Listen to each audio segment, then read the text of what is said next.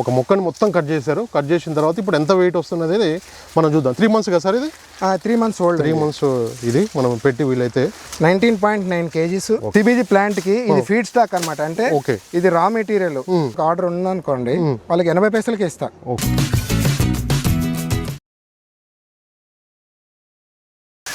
1 2 3 4 5 6 7 8 9 21 22 23 పిలకలు వచ్చాయి. హైట్ కూడా చూసుకుంటే మనకు దాటింది. అందాదా 7 feet 8 feet. నేను 5 feet ఉన్నాను. ఓకే. నేను చేయలేపితే కనీసం 7-8 feet ఉంటుంది. అవును అవును. దానిపైన మీరు చూసుకోండి దాదాపు ఇంకో 4 feet 5 feet దాకా ఉంటుంది. అంటే 12 feet. ఇది ఫిబ్రవరిలో నాటారు. ఓకే ఓకే ఫిబ్రవరిలో నాటారు. ఇప్పుడు ప్రజెంట్ 3 months మే ఎండ్. అవును. అంటే దాదాపు 3 నెలలకి ఇంకా పచ్చగానే ఉంది. ఫస్ట్ కటింగ్ కూడా కాలేదు మనకు. అవును. మీరు ఇక్కడ చూసుకుంటే మొదల దగ్గర చూసుకోండి. దాదాపు ఎన్ని పిలకలు ఉన్నాయి చూసుకోండి. పిలకలు లెంత్ కూడా విడ్త్ కూడా చూసుకోండి. యాక్చువల్గా దాదాపు బొటన్ వేలు దాటిపోయింది. యాక్చువల్లీ మీరు బొటన్ వేలు పెట్టినా కూడా దాటిపోయింది.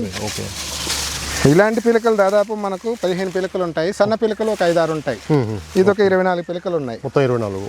ఓకే ఇప్పుడు ఇంకొక మొక్క తీసుకుందాము. మనం ఇప్పుడు చూసుకుంటే పొలం మధ్యలో నిలబడ్డా నేను. అవును. ఎటువైపు మీరు ఒకసారి చుట్టూ తిప్పి కూడా చూడండి. మధ్యలో ఉన్నాము మనము. అవును. ఎటువైపు చూసినా ఇటువైపు ఒక 50 అడుగులు ఉంది, ఇటువైపు ఒక 50 అడుగులు ఉంది, ఇటువైపు ఒక 50 అడుగులు ఉంది సుమారుగా. ఇప్పుడు రెండో మొక్క కూడా మనం చూద్దాం. ఎందుకంటే ఒక మొక్కే కాదు 2-3 మొక్కలు చూసుకున్నా మనకు తెలుస్తుంది అనమాట. దిగుబడి ఎంత వస్తుంది, దీని యొక్క సామర్థ్యం ఎంత ఉంది అని తెలుస్తుంది. ఓకే ఇప్పుడు ఇది కూడా లెక్క పెట్టి చూస్తాను. తెలుస్తాను చెప్పండి. 1 2 3 4 5 6 13 14 15 16 17 18. ఇది ఏంటి నేను పెద్ద పిలకలే చెప్పాను. అవును. చిన్న పిలకలు కూడా ఉన్నాయి, ఒక 5-6 ఉన్నాయి. అది మనము లెక్క పెట్టుకోము. మీరు కొంచెం దగ్గరకు కూడా చూడండి ఒకసారి. ఇదన్నీ ఒక్క మొక్కదా కాదని తెలిసిపోతాయి. చిన్నవి కూడా ఇంకా వస్తున్నాయి. ఈ మొక్కను ఒకసారి కట్ చేద్దాము. అలాగే ఈ మొక్కను కూడా కట్ చేసి ఒకసారి మనం వెయిట్ చూద్దాము. చూసుకోవచ్చు. మనం ప్రజెంట్ అయితే షామీర్పేట దగ్గర సార్. ఇది లొకేషన్ ఇది షామీర్పేట దగ్గర సార్. జగన్గూడ విలేజ్ అన్నమాట. జగన్గూడ విలేజ్ లో ఉన్నాం ప్రజెంట్ అయితే. 3 ఎకరాల్లో ఇది మన Taiwan Napier. Taiwan giant king పూర్తి పేరు. ఓకే. షార్ట్ గా తైవాన్ నేపియర్ అంటాం అన్నమాట. తైవాన్ జెయింట్ కింగ్ ఇది పూర్తి పేరు వచ్చేసి మనకి తైవాన్ నేపియర్ అని చాలా మంది రైతులకు కూడా అవగాహన అనేది ఉంటుంది. దీని దిగుబడి ఎట్లా ఉంది ఏంటని తెలుసుకోవడానికి అయితే మనం సార్ దగ్గరికి రావడం జరిగింది. ఇప్పుడైతే ఈ మొత్తం పిలకలు అయితే మొత్తం ఒక 20 పైనే ఉంటాయి. ఒక్కొక్క దానికి కేజీలు వస్తాయి అనేది కూడా మనం అయితే ఇప్పుడు వాళ్ళు అయితే వెయింగ్ మిషన్ మీద వేసి చూపించడం జరుగుతుంది. ఇది మన పశువులకి గొర్రెలకి కూడా బాగుంటుందా సార్? పశువులకి, చిన్న జీవాలకి. ఇది డైరీ ఫార్మింగ్, షీప్ ఫార్మింగ్ లో. ఓకే. అలాగే రెండో ఉపయోగం ఏంటంటే సిబిజీ ప్లాంట్ కి ఇది ఫీడ్ స్టాక్ అన్నమాట. అంటే ఇది రా మెటీరియల్. ఇది ఎందుకంటే ఇది చెరుకు నుంచి డిరైవ్ చేసిన, చెరుకు నుంచి క్రాస్ చేసిన వెరైటీ కాబట్టి ఇందులో షుగర్ కంటెంట్ కొంత ఉంటుంది. అంటే టెక్నికల్ గా మనం మాట్లాడితే మీథేన్ గ్యాస్ అనేది ఉంటుంది. మొత్తం కట్ చేసి మీథేన్ గ్యాస్ అనేది ఉంది. దాన్ని ఇప్పుడు ప్రజెంట్ మనం తీసుకుంటే మోడీజీ గారు ఇండియా మొత్తం మీద 5,000 ప్లాంట్లకి ప్లాన్ చేసుకున్నారు. ఎంటర్‌ప్రెన్యూర్స్కి ఇన్విటేషన్ ఇచ్చారు. అంటే ఎవరైతే ఇంట్రెస్ట్ ఉన్నారో వాళ్ళు ఈ ప్లాంట్ డెవలప్మెంట్ కోసము మీథేన్ గ్యాస్ ప్రొడక్షన్ కోసం అన్నట్టు అప్లై చేసుకోమని చెప్పారు. చాలామంది ఆల్రెడీ ప్రొడక్షన్ స్టార్ట్ చేశారు కూడా. రిలయన్స్ లాంటి వాళ్ళు ప్రొడక్షన్ కూడా స్టార్ట్ చేశారు. అలాగే వాళ్ళు ఇంకా కొత్త ప్లాంట్స్ కూడా కన్స్ట్రక్షన్లో ఉన్నాయి. సో ఒక 2-3 సంవత్సరాలు అయిపోతే దీనికి ఇంకా ఎక్కువ డిమాండ్ ఏర్పడుతుంది. సో ప్రతి దగ్గర మనకు ఇది కావాల్సిన అవసరం అవుతుంది. ఒక ప్లాంట్ అంటే ఒక ప్లాంట్కి కెపాసిటీ చెప్తాను చూడండి. ఒక ప్లాంట్ మామూలుగా 20 ton per day అని ఉంటుంది కెపాసిటీ. లేదంటే 10 ton per day అని ఉంటుంది. అంటే పెద్ద ప్లాంట్స్ అన్ని ఇప్పుడు పెద్ద ప్లాంట్స్ అంటే 20 ton per day అంటే 20,000 kgs గ్యాస్ ప్రతిరోజు ఉత్పత్తి చేయగల సామర్థ్యం ఉన్న ప్లాంట్ అది. 100 kgs గడ్డి నుంచి మనకు 4 నుంచి 5 kgs వరకు గ్యాస్ వస్తుంది అనమాట. గ్యాస్ వస్తుంది మీథేన్ గ్యాస్. ఇప్పుడు మనం ఏదైతే సిఎన్జి అంటున్నాం అది కంప్రెస్డ్ నేచురల్ గ్యాస్. ఇది compressed biogas. Calculations present CBG plant ఓనర్స్కు వాళ్ళు బ్యాంకుకు ప్రపోజ్ చేసే వాటిలో కానీ లేదంటే ఇంకా ఏదైనా చేసేటప్పుడు కూడా 4.5కు తగ్గకుండా వస్తే మాత్రం అది వాళ్ళకి కరెక్ట్గా వచ్చినట్టు అనమాట. ఇక్కడ అసలు సమస్య ఏంటంటే ఈ ఫీడ్ స్టాక్ వాళ్ళకి కావాల్సినంత అందుబాటులో లేదు. ఒక టన్ను గ్యాస్ ప్రొడక్షన్కి సుమారు 20 టన్నుల ఫీడ్ స్టాక్ కావాలి, అంటే గడ్డి కావాలి. ఓకే. సపోజ్ 20 టన్స్ కావాలి, 20 టన్స్ ప్లాంట్ కెపాసిటీ ఉందంటే 20 మల్టిప్లైడ్ బై 20 అంటే 400 టన్నుల గడ్డి ప్రతిరోజు ప్లాంట్కి కావాలి. కర్ర ఇలా ఉంటుందన్నమాట. ఓకే. సో ఈ కర్ర మీరు ఇప్పుడు చూసుకున్నా కూడా బొటన్ వేలు సైజ్ దాటిపోయింది. అవును. అంటే మీరు ఇప్పుడు ఇక్కడ చూస్తున్న ప్రతి ఒక్క మొక్క కూడా ఇది ఆల్మోస్ట్ ఇంచుమించు ఇంతే సైజులో ఉంది. ఒక 300-400 మంది ఫార్మర్స్కి పంపించా గత 2 సంవత్సరాలుగా. ఓకే. ఆల్రెడీ పంపించాను. మనకు మంచి ఫీడ్బ్యాక్ కూడా ఉంది. ఓకే. మనం విత్తనం ఇచ్చేయడంతోనే మన పని అయిపోలేదు. వాళ్ళకి కరెక్ట్గా జర్మినేషన్ వచ్చిందా లేదా, తర్వాత ఒకవేళ ఏదైనా ప్రాబ్లం అయితే కూడా మనము వాళ్ళకి గైడెన్స్ ఇస్తాము. ఓకే. Okay sir. ఎందుకు రాలేదు? స్టెమ్ వచ్చేసి ఎంత సార్ మన దగ్గర? ఒక స్టెమ్ అనేది ప్రజెంట్ మార్కెట్లో 1 రూపీ అమ్ముతున్నారు. ఓకే. నేను ఇప్పుడు ఆఫర్గా అంటే మన దగ్గర చాలా అందుబాటులో ఉంది విత్తనం అనేది. ఓకే. ఎక్కువ ఇప్పుడు సిబీజీ లాంటి పెద్ద ఫార్మర్స్ ఉంటారు కదా, అంటే సిబీజీ ప్లాంట్ ఓనర్స్కి కావాలనుకుంటే వాళ్ళు 10 ఎకరాల పైన 100 ఎకరాలు పెడతారు. అవును. వాళ్ళకైతే నేను 80 పైసలకే ఇస్తాను. ఓకే. అంటే ఒక 10 ఎకరాల పైన మనకు ఆర్డర్ ఉందనుకోండి, వాళ్ళకి 80 పైసలకే ఇస్తాను. ఓకే. అలా కాకుండా కొంచెం తక్కువ ఆర్డర్ ఉందనుకోండి, మనం 1 రూపీకి ఇవ్వగలుగుతాము.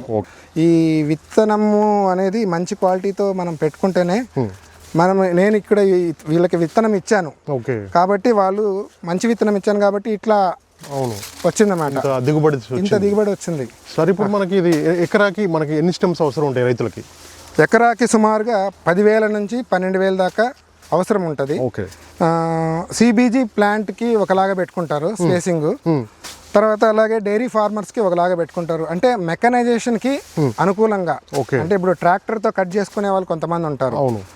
తర్వాత మామూలుగా కట్ చేసుకునే వాళ్ళు చేత్తో మాన్యువల్గా కట్ చేసుకునే వాళ్ళు కొంతమంది ఉంటారు. ఓకే. సిబీజీకి సూపర్ నేపియర్ కానీ 4G బుల్లెట్ అవసరమా? ఈ మన తైవాన్ నేపియర్ ఎట్లా? సూపర్ నేపియర్ అనేది చాలా ఓల్డ్ వెరైటీ అండి. ఓకే. దాంట్లో టెక్నికల్గా చెప్పాలంటే లెగ్నిన్ అనేది, అంటే కాండం గట్టిపడడం అనేది తొందరగా స్టార్ట్ అవుతుంది. ఓకే.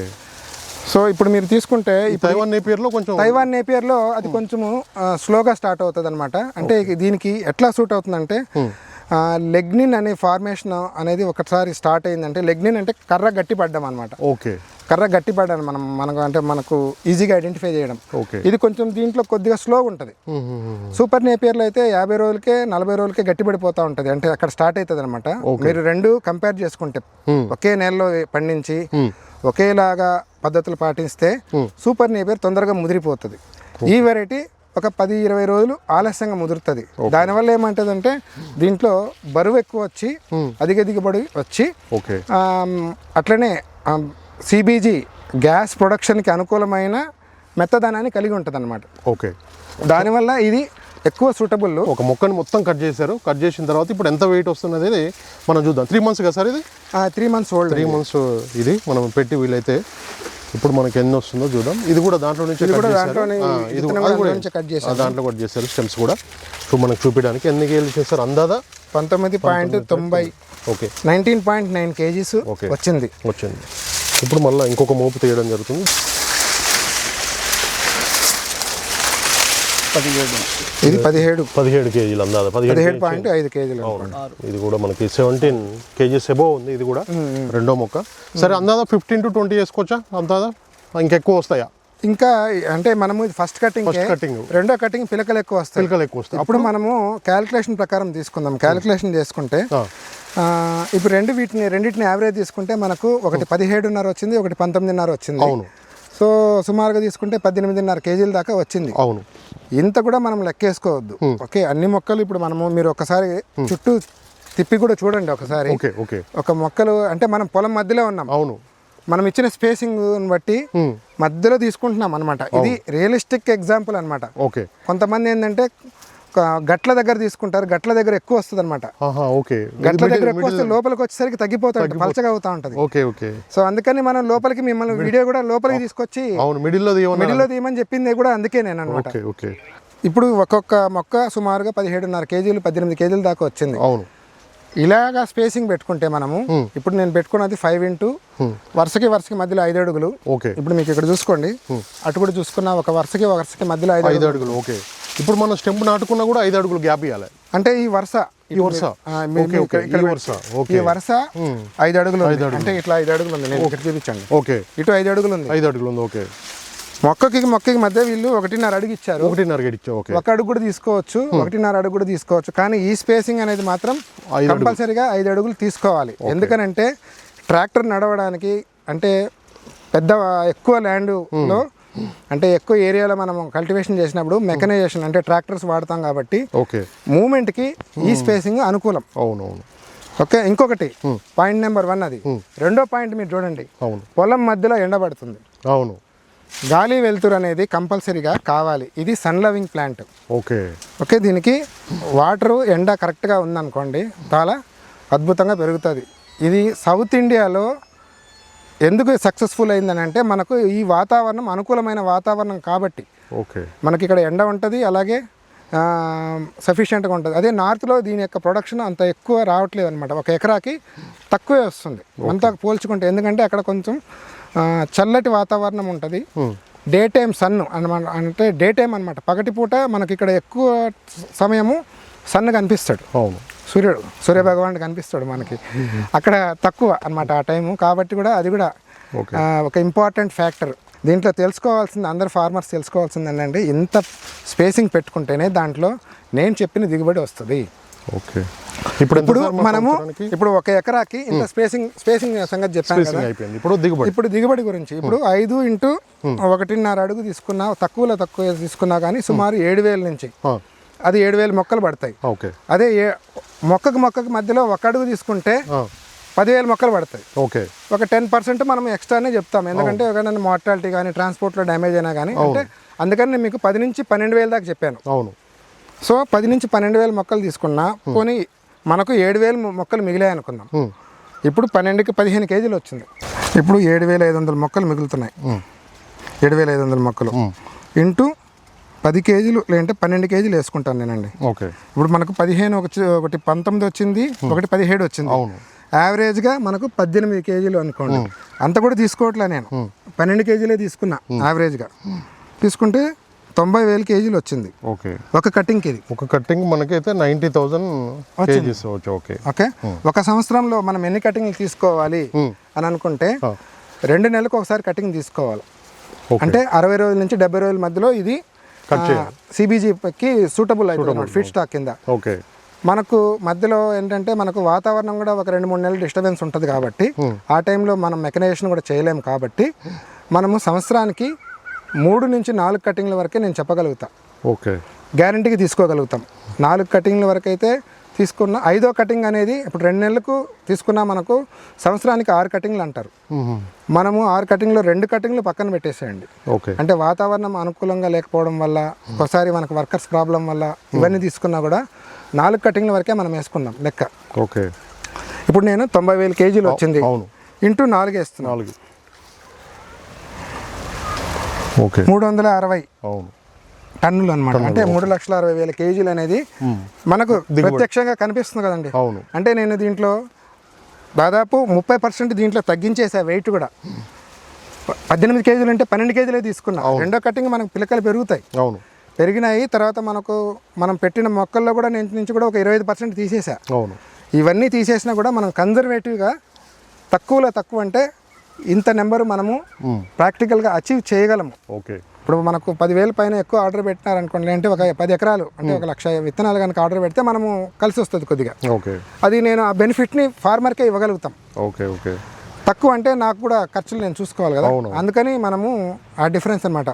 తక్కువ పెడితే 1 రూపాయి, ఎక్కువ పెడితే 80 పైసలు. ఓకే ట్రాన్స్పోర్ట్ సార్ సపరేట్ అది ట్రాన్స్పోర్టేషన్ అనేది వాళ్ళ లొకేషను. అంటే ఇప్పుడు మనం కొంతమంది కర్నూలు నుంచి ఆర్డర్ చేస్తారు, కొంతమంది రాజమండ్రి నుంచి చేస్తారు. అది మనం ఫిక్స్ చేయలేం. ఓకే లొకేషన్ బట్టి ఆర్టీసీ కార్గోలో పంపిస్తాను. లేదంటే ఎక్కువ మొత్తం అయితే నేను వెహికల్ మాట్లాడి కూడా పంపిస్తాం. అంటే ఒక 1,00,000 పైన దాటితే కూడా వెహికల్ పెట్టి పంపిస్తాము. ఆ ట్రాన్స్పోర్టేషన్ ఛార్జెస్ మాత్రం వాళ్ళు ఎవరైతే కొనుక్కుంటున్నారో వాళ్ళు పెట్టుకోవాల్సి వస్తుంది. డైరీ ఫార్మర్స్కి చెప్పాల్సింది ఏంటంటే ఈ లొకేషన్ ఏంటంటే షామీర్పేట దగ్గర నుంచి జస్ట్ మనకు వెరీ రీచబుల్.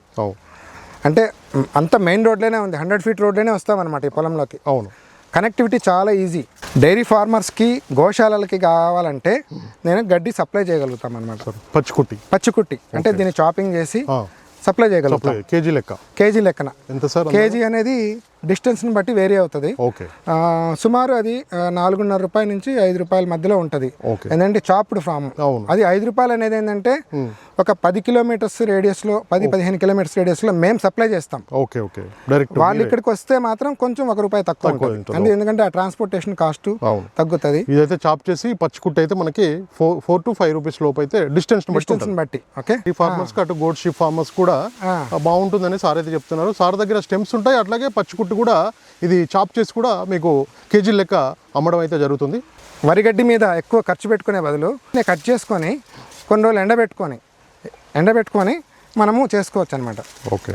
ఇంకొకటి మనము పంపిస్తున్నది కూడా వాళ్ళు రీజనరేట్ కూడా చేసుకోవచ్చు. ఇప్పుడు నేను వేరే దగ్గర రాజస్థాన్లో కొంత తెచ్చుకున్నాను, అలాగే యూపీ నుంచి కొంత తెచ్చుకున్నానండి. ఈ 2 వెరైటీస్ నేను తెచ్చుకొని నేను డెవలప్ చేసుకున్నా. ఇది ఇక్కడ నుంచి కూడా వేరే వాళ్ళు కూడా డెవలప్ చేసుకోవచ్చు. ఓకే. మార్కెట్లో కొంతమంది ఏంటంటే మా దగ్గరే కొనుక్కోవాలి, మళ్ళీ మా దగ్గరే కొనుక్కోవాలి అని అంటున్నారు. దయచేసి మీరు ఎవరైనా రైతు కూడా, నేను కూడా రైతుని ప్లస్ ఎంప్లాయీని. రైతుగా ఇప్పుడు నేను తెచ్చుకొని నేను ఏదైతే ఫాలో అవుతున్నానో వేరే దగ్గర తెచ్చుకొని నేను మల్టిప్లై చేసుకున్నా. మీకు కూడా అదే పద్ధతి, అందరికి కూడా అదే పద్ధతి, సమాన పద్ధతి ఉండాలి. వాళ్ళు చేసుకున్నా కూడా వాళ్ళు కూడా డెవలప్ చేసుకునేలాగా ఉండాలి. నేను రాజస్థాన్లో తెచ్చుకొచ్చాను. ఓకే. ఒక లాటు. తర్వాత అలాగే యూపీలో కూడా ఒక ఫార్మర్ చేస్తున్నారు. వాళ్ళు ఇంపోర్టెడ్ వెరైటీస్ అనమాట ఇవన్నీ. ఓకే. నా ఛానల్ని ఇంతవరకు మీరు సబ్స్క్రైబ్ చేసుకోకపోతే ప్లీజ్ సబ్స్క్రైబ్ చేయండి, లైక్ చేయండి, షేర్ చేయండి, కామెంట్ కూడా చేయండి. మీకు ఇంకా ఎలాంటి వీడియోస్ కావాలో కామెంట్ బాక్స్లో తెలపండి.